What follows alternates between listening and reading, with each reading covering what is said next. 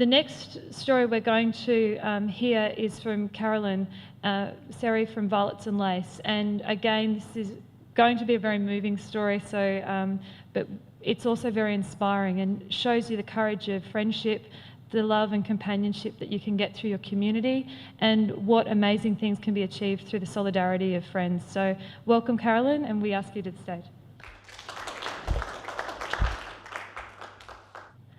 I've never had melanoma. I never really have known much about it until last year.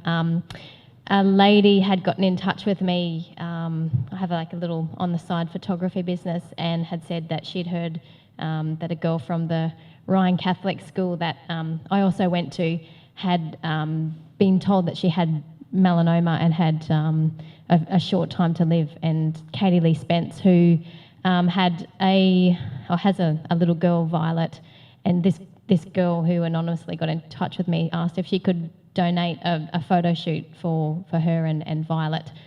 So I went along to the photo shoot, and I remembered Katie from school, and the concept that I had for the photo shoot was to have a tea party. I guess I wanted to create something that, I think every little girl needs to have a tea party with their mum. So that's where technical issues. That's where the idea sort of sparked from. So we had a tea party themed photo shoot, and from that, Katie really loved the photos, and we talked about, she said to me, if you ever want to use these for anything, you let me know. And I said, why don't we do some fundraising? And Katie was a bit unsure about whether she wanted to get involved in anything, and she went for a walk down the beach and seen some young girls sunbaking on the strand, and I see it all the time. I never really noticed it, but it's so prevalent in our community. People, young people sunbaking, and she said she tried to talk to these girls and say, that this is dangerous, because she obviously felt hugely passionate about, not cooking your skin and exposing yourself. And she said it fell on deaf ears, and she was just so shocked at the little education we have in North Queensland and the little resources that we have about the dangers of the sun. And I guess on a side thing, that it's still legal to be able to go and bake yourself in a solarium. So Katie got back in touch with me and said, I want to, create awareness in Townsville in North Queensland about melanoma and to help people. So a couple of weeks later, we arranged 120 event tea party and raised about $10,000, and some of that went to Katie's treatment, and some of that went to the Melanoma Institute Australia. And from there, then a whole bunch of Katie's friends got together, and we have then created a charity, a recognised charity called Violets and Lace. Violets and Lace started last year and was named after Katie's favourite names, which was Violet, her now 2-year-old daughter, and Lacey, which she said in a conversation once that if she had another little girl, she would like to have called her Lacey.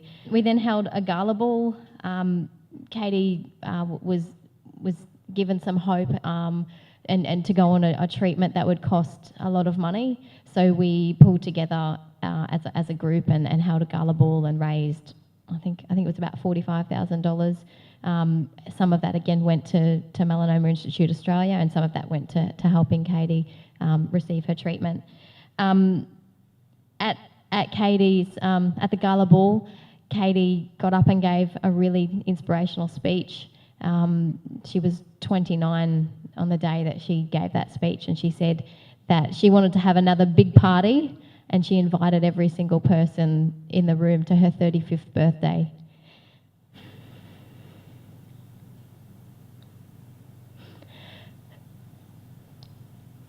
Sorry.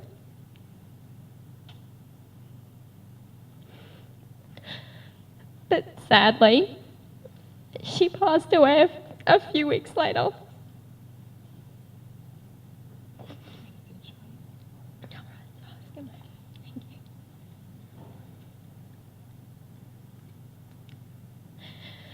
Sorry, it's just an emotional topic. So that was in September, and Katie passed away in October last year. She made countless speeches about being passionate about sun safety, and she was, so inspired to spread a message. And something so small has turned into something. Tissue, I'm snotting all over your desk. Sorry.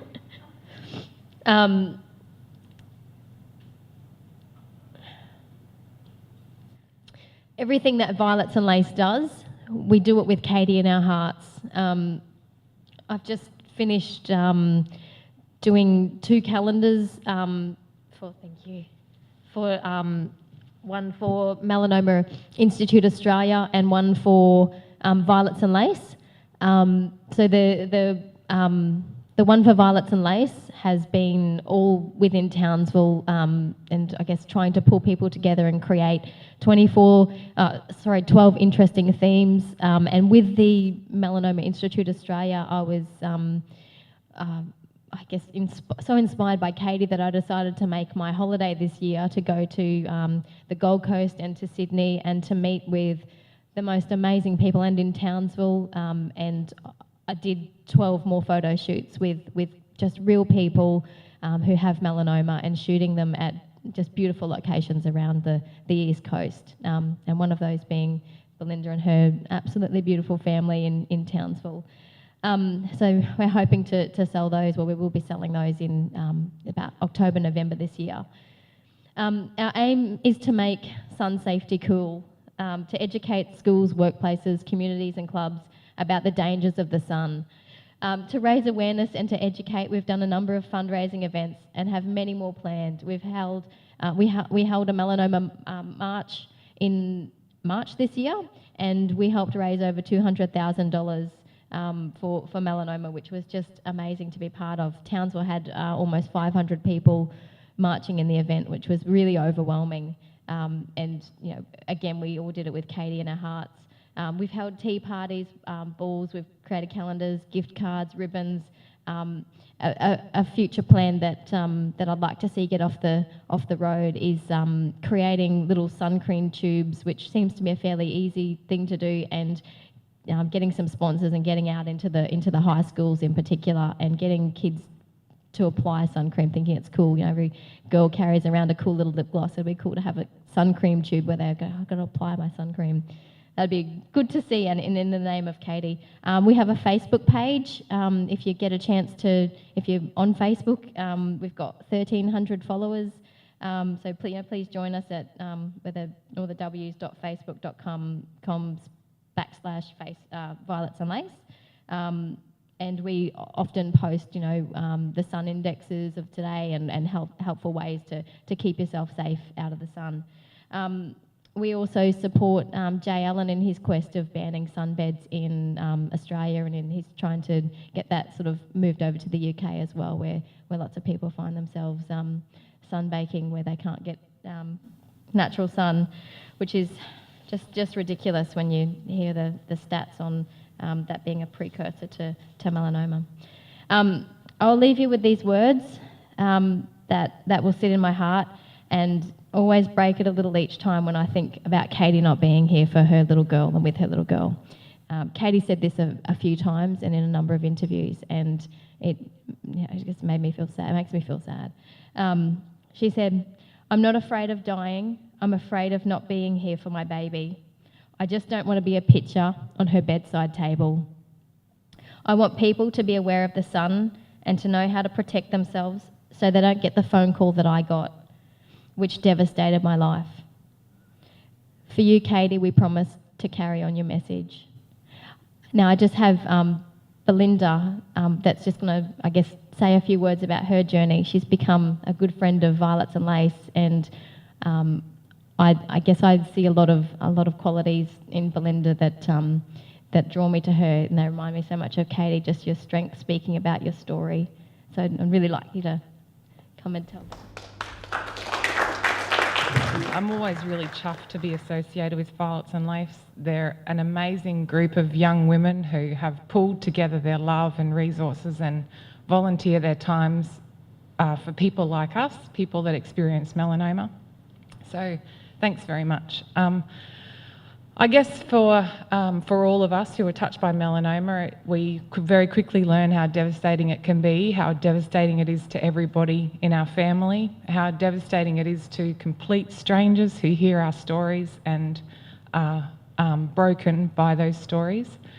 But I guess regionally, the biggest issue for us is being part of a production line, that we need to be able to assert ourselves to ensure that us as patients and our carers and our families are afforded the same opportunities that people in metro areas are provided and have access to. So part of my personal campaign has been to try to involve myself as much as I can to get us into a position where we can be heard, and not just from a national perspective or an international perspective, but locally. We've all tried to get healthcare locally, and whether or not we've all been treated as anything other than a number is certainly person-specific, and it's been and will continue to be a goal of mine that we're treated as individuals and our stories are respected, and maybe some creativity in medical approach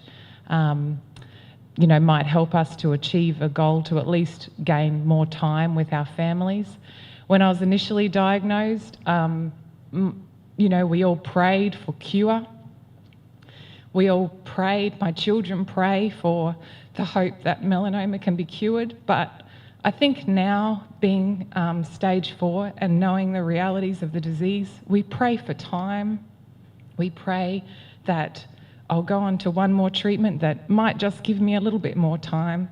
And us getting together and having our voices heard regionally helps us to talk to the right people, get the right people talking, the right decision makers talking about the ability to offer more time to people that are in need, and more facilities and support networks that'll help us get there. So I guess, if anything, I'd just like to give the message that we all have such enormous humanity, and people like Carolyn who volunteer their enormous strength and time to helping us spread this message is so widely respected and so widely needed that anything that we can do to support that, I would really encourage you to do so. So thanks for listening to me today, but thanks also to people who are affording their time to this cause.